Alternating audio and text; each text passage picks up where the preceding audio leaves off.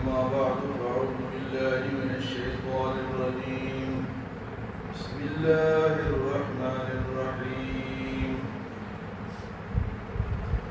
كلا إذا دكت الأرض دكا دكا وجاء ربك والملك صفا صفا وجيء يومئذ بجهنم يومئذ يتذكر الإنسان وأنى له الذكرى يقول يا ليتني قدمت لحياتي ويومئذ لا يعذب عذابه أحد ولا يوثق وثاقه أحد. يا أيتها النفس المطمئنة ارجعي إلى ربك راضية مرضية فادخلي في عبادي وادخلي جنتي. سورۃ فجر میں اللہ پاک نے 3 قسم کے لوگوں کا ذکر کیا جو بادشاہ تھے، جیسے قوم سمود اور قوم عاد اور ارم اور فرعون، اور کچھ لوگ جو تھے وہ بادشاہ پرست تھے.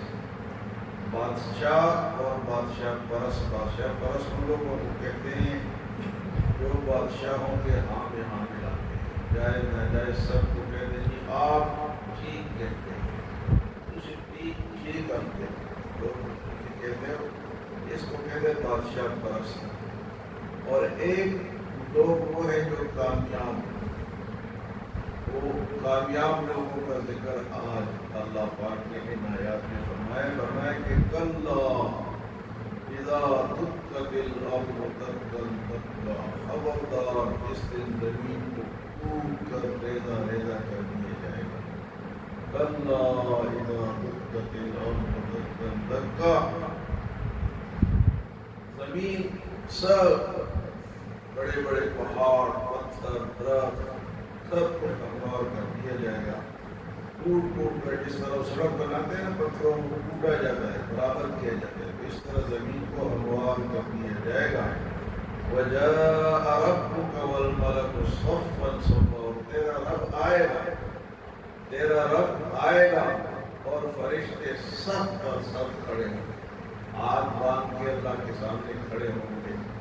یہ جو صفیں ہم بناتے ہیں نا مسجدوں میں، کہتے ہیں صفیں درست کر لو، وہ صفیں درست جو ہوتی ہیں وہ اللہ کو پسند ہے. قیامت کے دن فرشتے حاملین عرش اور جو اعلیٰ قسم کے فرشتے ہیں وہ اللہ کے سامنے صف بنا کر کھڑے ہوں گے. اس کے بعد فرمائیے تو اللہ پاک آئے گا، فرشتے صف در صف ہو جائیں گے. وَجِيءَ يَوْمَئِذٍ بِجَهَنَّمَ، اور اس دن جہنم کو بھی لایا جائے گا، جہنم کو قریب کیا جائے گا. فرمایا یوم یتذکر الانسان، اس دن انسان سوچے گا، بڑا سوچے گا کہ یہ کیا ہو. لیکن اللہ فرماتے ہیں وَأَنَّىٰ لَهُ الذِّكْرَىٰ، اس سوچ کا پھر کیا فائدہ، اس یاد دہانی کا فائدہ کرتے ہیں. یاد دہانی کا فائدہ تو دنیا میں، اس دن یہ یاد دہانی کرے گا کہ یہ بھی کرنا تھا وہ بھی کرنا تھا، یہ ساری چیزیں. لیکن وَأَنَّىٰ لَهُ الذِّكْرَىٰ، وہ پھر اس دن اس کی یاد دہانی کا کوئی فائدہ نہیں. پھر یہ انسان کیا کہے گا؟ یقول یا لیتنی قدمت لحیاتی، آئے کاش میرے ہاتھوں میں آگے کچھ بھیجا ہوتا. یقول یا لیتنی، آئے کاش میرے ہاتھوں نے آگے کچھ، یہ جو آپ کی چھوٹی چھوٹی نیکیاں ہیں نا ہم سب کی، یہ بڑی قیمتی ہے. یہ آگے جا کے پتہ چلے گا کہ کس کی نیکیوں کا بینک بیلنس جو ہے وہ بھرا ہوا ہے اور کس کا خالی. یہ ان نیکیوں کو چھوٹا نہ سمجھو، چھوٹی سی چھوٹی نیکی کو بھی کم نہ سمجھو. فرمایا کہ تم اللہ کے راستے میں صدقہ کرو، چاہے کھجور کا ایک حصہ ہی کرو. تم راستے سے کوئی تکلیف دے چیز جو ہے وہ ہٹا دو، وہ بھی نہیں کی. صدقہ کر دو، راستہ صاف کر دو، کسی کی ہیلپ کر دو، یہ نیکیاں فرمایا کہ یہ وہ اس دن جمع ہوگی.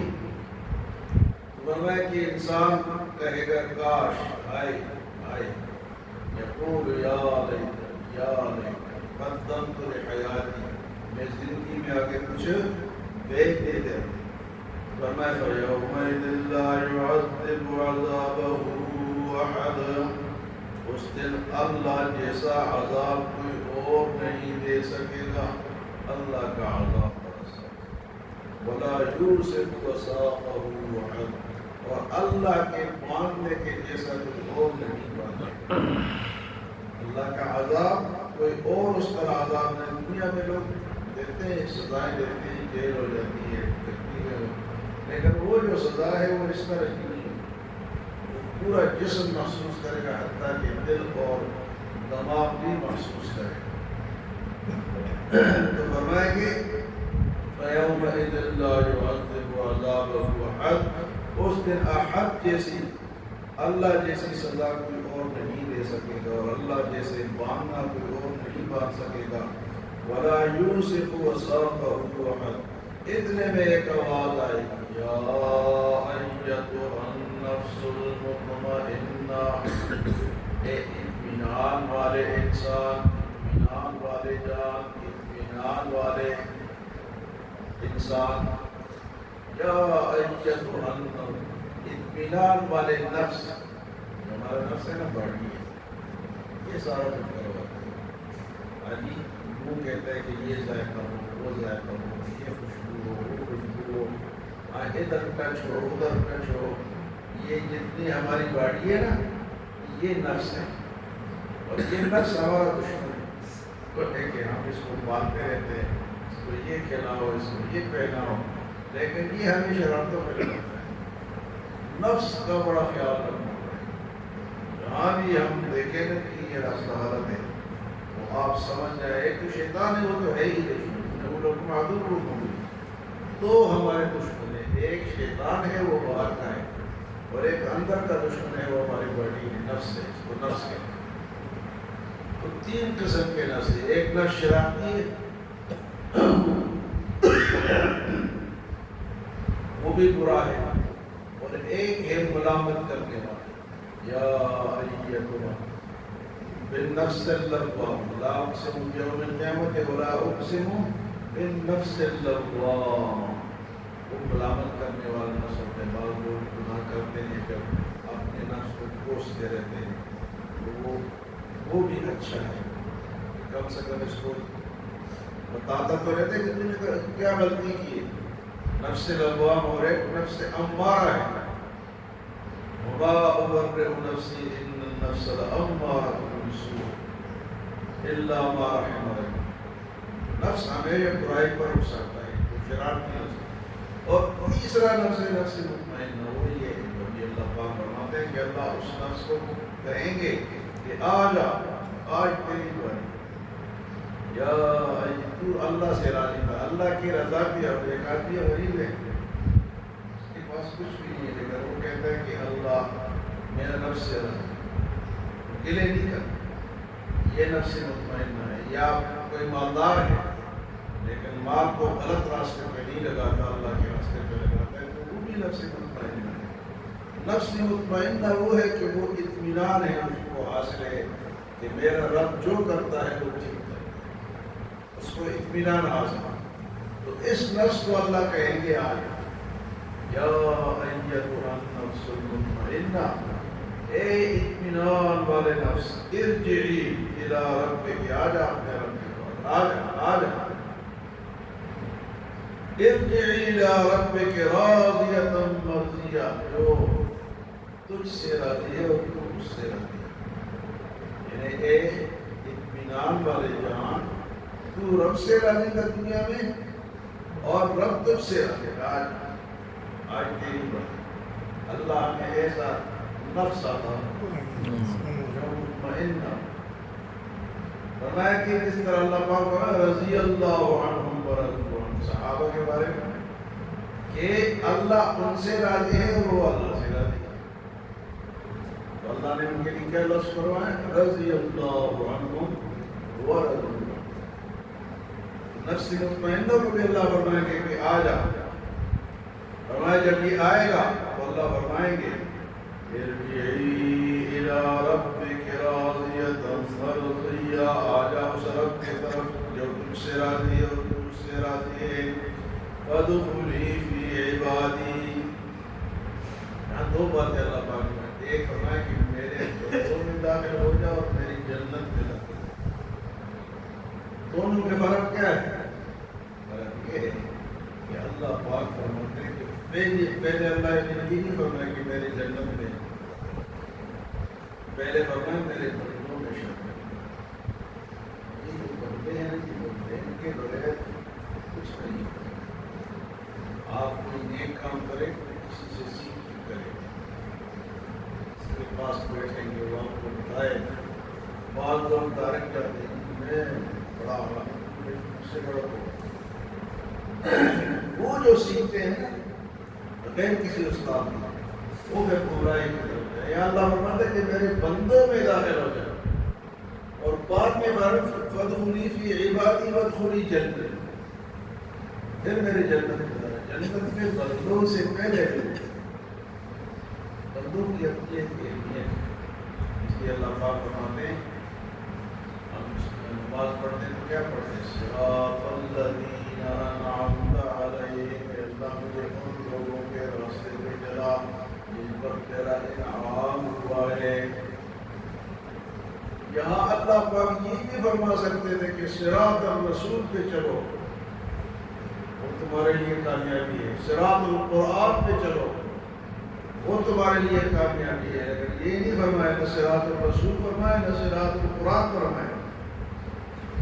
اللہ فرماتے کہ یہ میرا قرآن خانہ کعبے کے اوپر پڑا ہوا ہے، آگے اس سے سیکھو.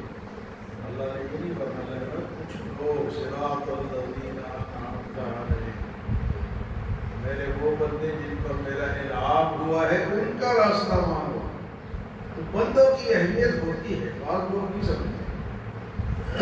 دو قسم کے لوگ ہوتے ہیں، یا تو پھر وہ انسانوں کے ہی پیچھے چلتے قرآن اور حدیث کو چھوڑتے جو کرسی میرا بابا جی کرسی وہ پھر ادھر چلے جاتے ہیں. انسانوں کو اتنا بڑھا دیتے ہیں کہ وہ بھی غلط ہو جاتا ہے. اور بعض لوگ انسانوں کو یا بزرگوں کو یا علماء کو یا فقہا کو برا بھلا کر کے کہتے ہیں. دونوں غلط ہیں. نہ برا بھلا کہنا ہے اور نہ ان کو سب کچھ تسلیم کرنا ہے، نہ ان کو خدا ماننا ہے. ہاں انسان کو پرکھیں گے کہ یہ قرآن حدیث کے مطابق ٹھیک ہے تو اس کے افراد اور تفرید سے بچنا ہے. یا تو بالکل انسان نہ قرآن کو سمجھ لیں نہ حدیث کو سمجھ لیں نہ دین کو سمجھ لیں، جو انہوں نے کہہ دیا بس آتے ہیں نہیں. وہ جو انہوں نے کہا ہے اس میں ہم تلاش کریں گے کہ صحیح ہے یا نہیں. اور دوسری طرف بڑے بڑے اولیاء کو، بڑے بڑے بزرگوں کو، بڑے بڑے محدثین کو، جس طرح وہ انجینئر کرتا تھا تمہارے بابا جی، تمہارے بابا وہ بخاری بھی بابا جی تھا، مسلم شریف والا بھی بابا جی تھا. اور یہ بابا جی کو نہیں مانو گے تو یہ حدیث کہاں سے؟ حدیث انہوں نے دی ہے نا، میں کو ماننا پڑے گا. یہ غلط ایسے لوگ ہیں کہ وہ توہین کرتے ہیں. توہین بھی جائز اور کسی طرح صرف انسان کو لے کے چلنا جو اس نے کہہ دیا تھا کہ اللہ کیا فرماتے ہیں فادخلی فی عبادی، پہلے میرے بندوں میں داخل ہو.